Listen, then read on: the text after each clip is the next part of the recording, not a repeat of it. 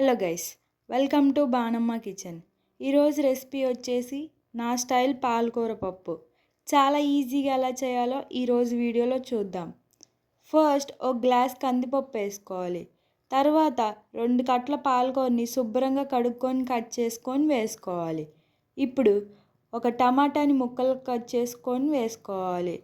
And next వచ్చేసి 4 పచ్చిమిర్చిని చిన్నగా కట్ చేసుకొని వేసుకోవాలి. ఒక ఉల్లిపాయని చిన్న సైజులో కట్ చేసుకొని వేసుకోవాలి.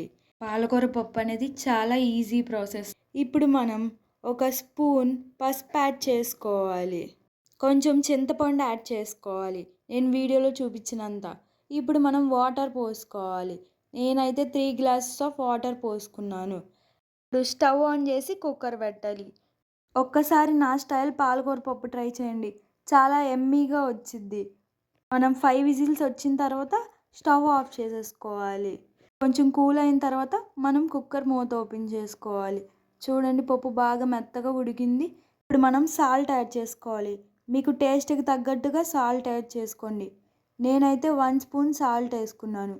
ఇప్పుడు పప్పుని బాగా మెత్తగా మెదుపుకోవాలి. చూడండి వీడియోలో చూపిస్తున్నట్టుగా. ఇప్పుడు మనం 1 స్పూన్ చిల్లీ పౌడర్ యాడ్ చేసుకోవాలి. నేనైతే స్పైసీ ఎక్కువ తింటా కాబట్టి 1 స్పూన్ యాడ్ చేసా. మీరు తిననుకునే వాళ్ళు 1/2 స్పూన్ యాడ్ చేసుకోండి. ఎందుకంటే మనం ఇందాక ఆల్రెడీ గ్రీన్ చిల్లీ యాడ్ చేసుకున్నాం కాబట్టి ఆల్రెడీ కారంగా ఉంటుంది. ఇప్పుడు దీన్ని మొత్తం బాగా కలిసేటట్టు బాగా మిక్స్ చేసుకోవాలి.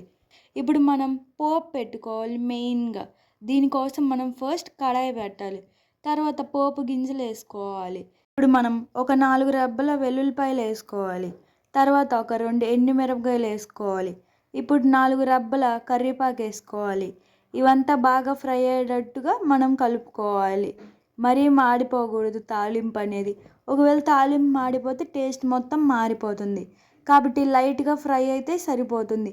మనం ఇందాక ఉడకపెట్టుకున్న పప్పుని ఇప్పుడు ఈ గిన్నెలో వేసుకోవాలి. ఇప్పుడు దీన్ని మొత్తం బాగా మిక్స్ చేసుకోవాలి.